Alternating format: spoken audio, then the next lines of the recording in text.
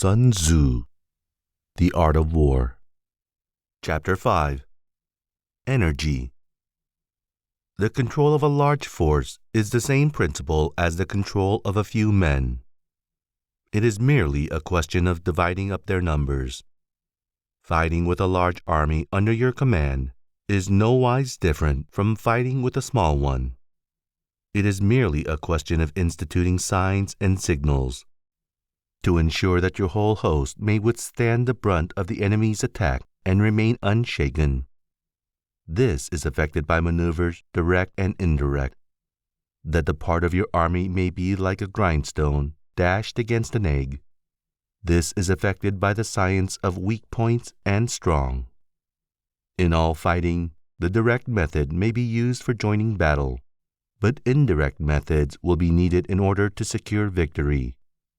Indirect tactics, efficiently applied, are inexhaustible as heaven and earth, unending as the flow of rivers and streams. Like the sun and moon, they end but to begin anew. Like the four seasons, they pass away but to return once more. There are not more than 5 musical notes, yet the combinations of these 5 give rise to more melodies than can ever be heard. There are not more than 5 primary colors, blue, yellow, red, white, and black, yet in combination they produce more hues than can ever be seen. There are not more than 5 cardinal tastes, sour, acrid, salt, sweet, bitter, yet combinations of them yield more flavors than can ever be tasted. In battle, there are not more than 2 methods of attack, the direct and the indirect. Yet these 2 in combination give rise to an endless series of maneuvers.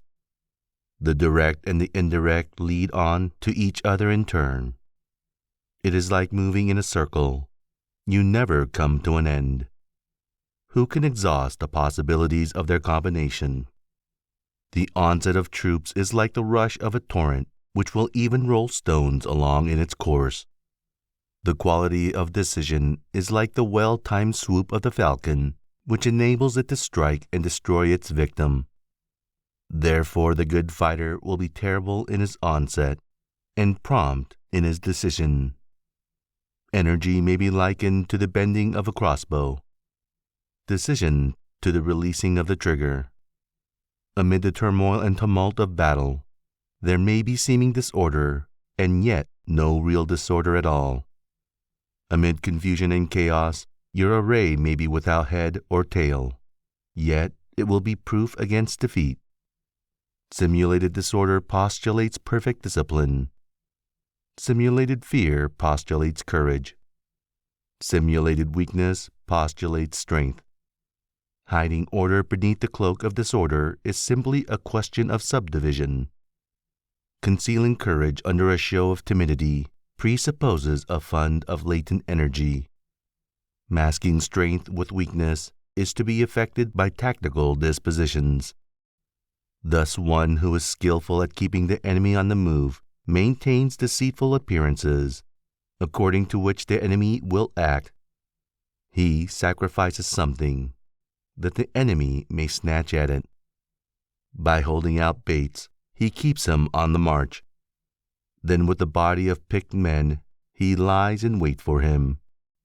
The clever combatant looks to the effect of combined energy, and does not require too much from individuals.